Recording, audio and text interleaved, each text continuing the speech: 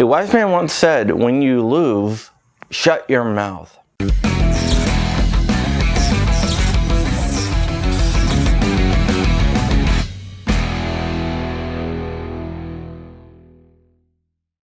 Welcome back to the channel, guys. My name is John Crump. I'm an investigative journalist. I keep an eye on the ATF, FBI, and other agencies and organizations that want to violate your God-given and constitutionally protected right to bear arms. I am also a gun rights advocate with Gun Owners of America, and that's very important because I want to be very upfront that I am affiliated with Gun Owners of America because this story involves Gun Owners of America, and I don't want to let my bias seep in, although bias always seeps in. But you need to know where I'm coming from, and if you detect any bias, you can discount it. But I want to know what you think about this story. Let me know down below what you think about it. If you could do me a big favor, like, comment, and subscribe. It really helps with the algorithm. All right, let's get into today's story. First, recap. Luis Valdez tweets out something on Twitter. Luis Valdez is the GOA state director for Florida.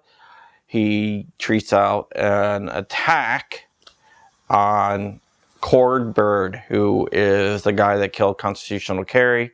Out of the 5 pro-gun bills, he killed 4 in committee. He could have brought him up for a vote, but he didn't. His reasoning was that there's no companion bill in the Senate. He did bring up 3 other bills that didn't have companion bills, though, in the Senate. So, to me, that looks like that's just an excuse. All right. So, Lewis puts that out.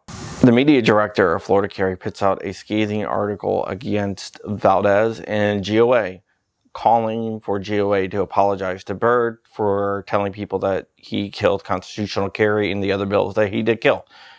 He did kill those bills, though.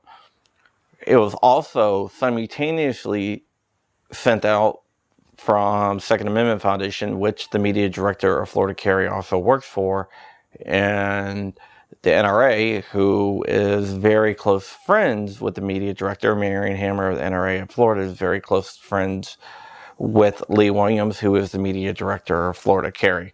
So it was like a 3-pronged attack against GOA. There was a lot of falsities in there, and let's get into that.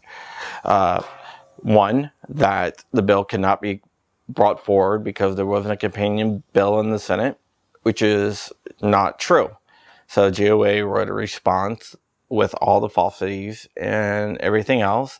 GOA will hold politicians accountable, no matter what letter is beside their name and everything else. Florida Carry, I guess they think that, better the devil you know than the devil you don't know, so they're really hesitant about attacking Republicans. It is what it is, just 2 different strategies. So that came out, and it's about guns. It's a very long article, very well written by Tim Macy, who is the head of the board of directors for GOA. Lee Williams then wrote another article claiming that the GOA leadership is in turmoil, which is not the case. And he also points out that Lewis said that Sabatini introduced a constitutional carry bill for 2022. And he says Sabatini didn't do that. But the problem is Sabatini did do that. It's in drafting. It just doesn't have a bill number assigned to it. Sabatini has confirmed that. The House has confirmed that as well. So he did. So that's not exactly true.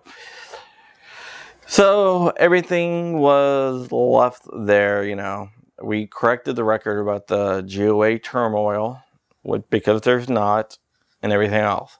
Florida Carry then started telling the members, or I should say one member of Florida Carry, put this out, one board member, I guess. You have a director named Scott Wigham, put out a statement that Lewis talked to Eric Friday, who is Florida Carry's general counsel, stating that GOA planned to publicly apologize to Byrd, which is also 100% false. I reached out to Scott Wigham and asked him if he said that Lewis said that GOA was going to make a public apology. He said he never said that, and that he didn't know where I got that from. But The problem is I have a screenshot of him actually saying that.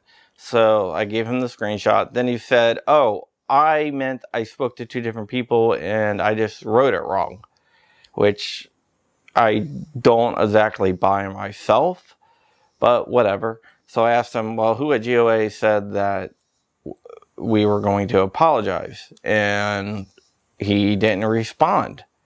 He just said, good evening, and left. So I got a hold of Eric Friday. I said, Eric, did you speak to GOA or Lewis? Because remember, Scott Wigham said that Eric spoke to Lewis. Eric Friday, General Counsel of Florida Carry, confirmed that he never spoke to Lewis about anything. He said he responded to something that Lewis wrote on Facebook, but that was it. No conversations or anything else. So Scott Wigham is either misinformed or totally making it up. That's up to you to decide, but I can guarantee you GOA was never going to apologize to Bird or anyone else who portrays gun owners. Just not going to happen. So that is where we are. It looks like Florida Carry might have been caught in some lies, maybe some miscommunications. I don't know. That's for you to decide. We are brought to you by Tusk. Tusk is a cryptocurrency that is focused on the firearms market. Go check them out at tusk.network, TUSC.network. And also check out blackswantactical.com for your gear from creators like me, 28EDU, Flying Rich, Shooting Gallery New England, Guns and Barbecue, and Gorillas and Guns, and a bunch of other creators. I have a Patreon. If you like what I do here, you can always support me on Patreon. It's getting harder and harder to do this stuff, so support me on Patreon and check out my live channel where I broadcast 4 times a week with people from around the firearms industry. All right, have a happy Labor Day, and I will catch you guys later. Bye. Oh yeah, by the way, Wolverine's mother...